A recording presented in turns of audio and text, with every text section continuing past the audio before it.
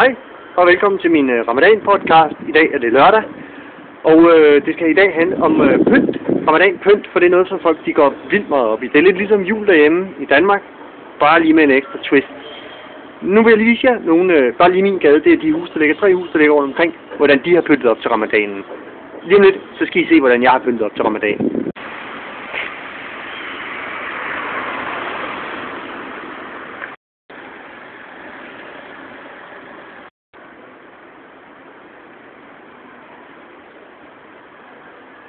Det var lidt fra de huse, der ligger lige omkring mig. Nu skal jeg vise jer min Ramadan-oppyntning. Er I klar?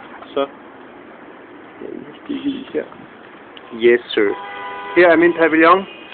Jeg var nødt at købe sådan noget her, jeg ved ikke rigtig, hvad man kalder det. Ramadan-kæder. Rød, blå, gul og hvid. Jeg synes faktisk, at det pynter ret meget. Jeg tror, jeg lader dem hænge også efter Ramadanen.